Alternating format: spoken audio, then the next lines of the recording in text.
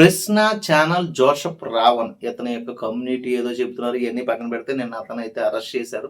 Arrest చేసిన తర్వాత తన అభిమాన సంఘం అని చెప్పి ఒక 10 మంది కుర్రోళ్ళు అంటే ఆ దళిత యువకుల్లో కొంతమందికి అవగాహన లేని పిల్లలు ఎవరైతే ఉంటారో ఆళ్ళు పోలీస్ స్టేషన్ ముట్టడని చెప్పి ఏదో అల్లరి చేసి కాసేపు అయిన తర్వాత ఎళ్ళిపోయారు.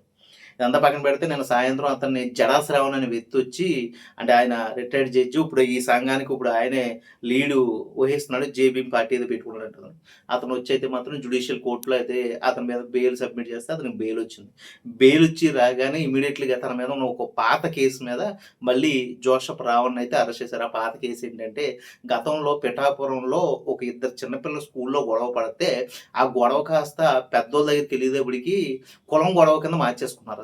ఓకే. మా తక్కువ కులంలోని మీరు కొట్టారు అనేసి ఈ పెద్దలంటే అలాగెలాగ అవుతదంటే పిల్లోడి చేత ఆ మాట చెప్పించడంతో అది రకరకాలుగా మారితే ఈ వ్యక్తి ఎవడైతే ఉన్నాడో అది తప్పురా చిన్నపిల్లలు అది ఉండకూడదురా అని చెప్పడం అనేసి ఇతనెళ్ళి మైకెట్టి తక్కువ కులం వాళ్ళనేసి నిందించారా చెప్పు చెప్పు అంటూ ఒక వీడియో చేశాడు. అంటే ఏంటంటే కులాల మధ్య చిచ్చు పెట్టడం అనమాట. మతాల మధ్య చిచ్చు పెట్టి జనాలందరూ విడిపోయి ఉంటే ఇతనికి ఆ ఛానల్‌లో డబ్బులొస్తాయి. ఇదే ఎంగిలి మెతుకులకు ఆధారపడి బతుకుతున్న ఇటువంటి ఎదవలు ఎవరైతే ఉన్నారో మరి ఆళ్ళు నిజంగా వాళ్ళకి ఏ శిక్ష పడాలో దేవుడు నిర్ణయించాలి. అయితే దీంట్లో హిందూ మతాన్ని బాగా వ్యతిరేకించే విధంగా, అలాగే పవన్ కళ్యాణ్ గారిని వ్యతిరేకించే విధంగా అయితే మాత్రం వీడియోలు చేస్తుంటారు. పవన్ కళ్యాణ్ గారి విషయంలోకి వస్తే నాకనిపించింది ఏంటంటే, పవన్ కళ్యాణ్ గారి యొక్క జనసేన కార్యకర్తలు ఎవరైతే ఉన్నారో వాళ్ళు సీరియస్‌గా స్పందిస్తారు గానీ, రాష్ట్రారోకలు, దారుణారోకలు చేయరు ఆళ్ళు. పాపం వాళ్ళు బయటకు వచ్చి కొట్టడాలు ఇయి చేయరు. ఆళ్ళే ఎవరినైనా కొట్టించుకుంటారేమో గానీ ఆళ్ళెవరిని కొట్టడం లేదు. అయితే ఇప్పుడు జనసేన ఆ విషయంలో వీక్ కాబట్టి పవన్ కళ్యాణ్ విమర్శిస్తే బాగా పేరొస్తది. అదొక వెర్షను. అండ్ హిందూ మతాన్ని ఏదైనా అనొచ్చు. హిందూ మతాన్ని ఎవరినైనా ఏదైనా అంటే హిందువుల్లో ఉన్న ఎవరో కేసులు పెట్టరు. ఇదొక ఫ్యాషన్ అయిపోయింది వీళ్ళకి. దాంతో రాముడిని లేకపోతే కృష్ణుడిని లేకపోతే హిందూ మతంలో ఉన్న దేవుళ్ళని నిందించడం అదొక అలవాటుగా మారిపోయింది.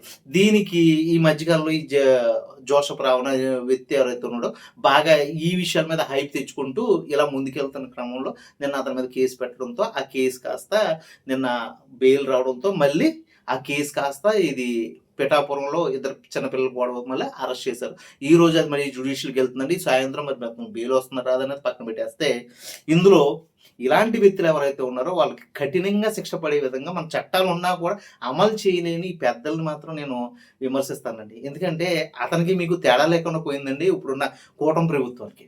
ఎందుకంటే జోసెఫ్ రావణ్ అనే వ్యక్తి కుల మతాల మధ్య చిచ్చు పెడుతున్నాడు. చిచ్చు పెట్టి కుల మతాల్లో చచ్చిపోయేదాకా వచ్చిన తర్వాత కళ్ళప్పగించి చూస్తారా మీరు? ఓకే. చిన్న చిన్న విషయాల్ని ఇమ్మీడియేట్‌లీగా మీరు కంట్రోల్ తేవడానికే కదా మీరు అధికారంలో ఉంది. ఓకే. ఇటువంటి పెద్ద పెద్ద విషయాలని మీరు కంట్రోల్ తేవకపోతే ఎందుకండి? ఎప్పటి నుంచి సంవత్సరన్నర నుంచి 2 సంవత్సరాల నుంచి అతను పచ్చిబూతులు దేవుళ్ళని ఇష్టం వచ్చినట్టు మాట్లాడుతున్నాడు. అలాగే రాధా మనోహర్ దాస్ అనే వ్యక్తి ఎవడైతే ఉన్నాడో అతని మీద గురించి కూడా నన్ను చాలామంది అడుగుతున్నారు. అతని గురించి ఎందుకు వీడియోలు చేయను?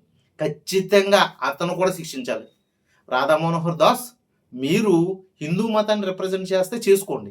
అంతేగాని హిందూ మతాన్ని అడ్డం పెట్టుకొని ఎడారి మతం లేకపోతే గొర్రె బిడ్డలు ఓకే. వాడు గొర్రె బిడ్డ అయ్యుండొచ్చు, ఇంకోటి అయ్యుండొచ్చు. వాడు ఆ దేవుడిని నమ్ముకుంటున్నాడు. మీరు మీ దేవుడిని ఎలా నమ్ముకుంటున్నారో అతని దేవుడిని నమ్ముకుంటున్నాడు. చాలా నీచంగా మాట్లాడుతున్నారు. మిమ్మల్ని కూడా అరెస్ట్ చేసి ఓ 10 ఏళ్ళు జైలు శిక్ష విధిస్తే మా దేశానికున్న దరిద్రం వదిలిపోతుంది. ఎందుకంటే మీలాంటోళ్ళ వల్ల కులమత చిచ్చులు రేపి ఈరోజు గూగుల్‌లో ఇండియా అని కొడితే కులమతాల యొక్క చిచ్చులకి లేకపోతే మత విద్వేషాలకి కేర్ ఆఫ్ అడ్రస్ అక్కడ చట్టాలు సరిగ్గా పనిచేయవు. ఎందుకంటే ఇలా మాట్లాడిన వాళ్ళకే శిక్షలు పడవు. ఇంకా అక్కడ చట్టాలు సరిగ్గా పనిచేయవు. అటువంటి చోటకెళ్ళి మనం ఏదైనా బిజినెస్ పెట్టాలి అంటే అధికారులకో లేకపోతే ఈ రాజకీయ నాయకులకో పార్ట్నర్‌షిప్ ఇవ్వాలి తప్ప ఒక ముందుకు బిజినెస్ తీసుకెళ్ళే విధంగా అయితే ఉండదు ఇండియా అనే దిగజారుడుతనం ఇండియాకి తీసుకొచ్చేసింది. ఇదిగో ఇలాంటి రాజకీయ నాయకులే. మరి దీని మీద ఇప్పుడున్న సిట్యుయేషన్‌లో ఇంకా ఇలాగే తీసుకెళ్తే రాబోయే రోజుల్లో ఇండియా ఒక సింగపూర్‌తోనో, చైనాతోనో, అమెరికాతో పోటీ పడతదని చెప్పుకోలేం. పాకిస్తాన్‌తోనో, ఒక ఆఫ్ఘనిస్తాన్‌తోనో పోటీ పడే దేశం మనది అని చెప్పుకోవడానికి ఉపయోగపడుతది. దీని మీద మీరేమనుకుంటున్నారో మీ కామెంట్ రూపంలో తెలియజేయండి.